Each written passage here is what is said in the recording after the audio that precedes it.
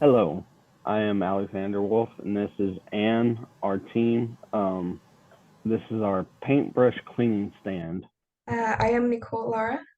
And I'm Adeline Carpenter. Ever had a paintbrush go missing or need to be cleaned while you are in the middle of an art project?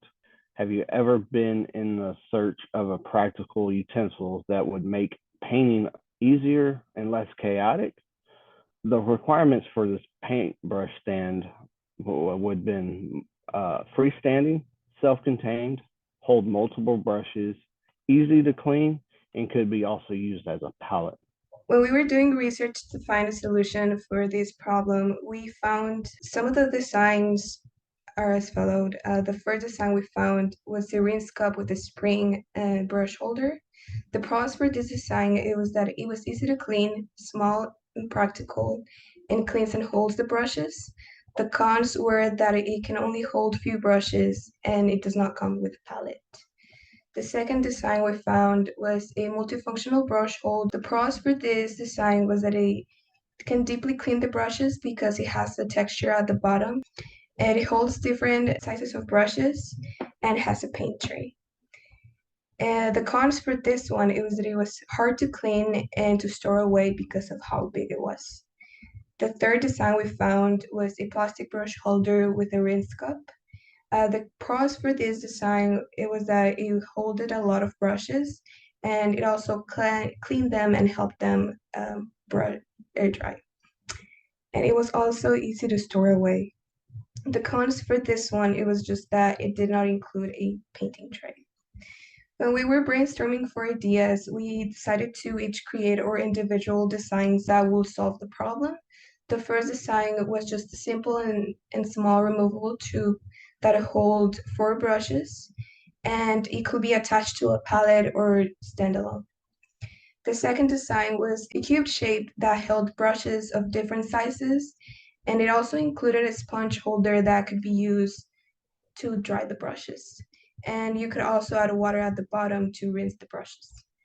And the last design was a well-rounded with brush holes on the outer edge to allow the brushes to air dry. And it left us with space at the bottom where we could add a cup of water where we could rinse the brushes. And the top could be used as a palette. For the final design, we kind of grabbed the best features of all the designs we created.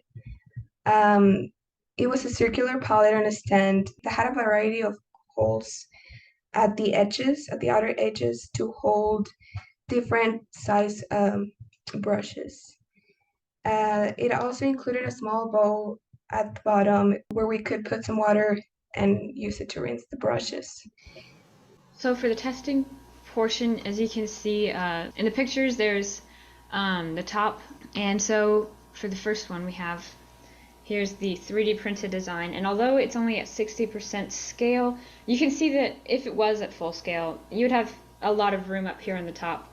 And there's a lot of holes for the paintbrushes and also the space for the bowl down here. You can put a lot of different colors on there and not have to worry about them getting mixed up when you don't want them to. And it has all the different sized holes for your bigger brushes and also for your smaller detail ones. The pros about this 3D printed design is that you can make a lot of them and they'd all be pretty similar. So the wood sign kind of look like this. The pros for this design is that it can be long lasting because it is made out of wood, but the cons it would be that it would be really hard to mass produce. Mine happened to be made out of metal. The con of it is actually pretty hard to make if you don't have the right equipment. As you see, I got multiple holes. It can hold different brushes, easily taken off, but mainly it's hard to produce. In the future, if we were to get more time designing our little project, we would to make the palette detachable so that it's much easier to clean.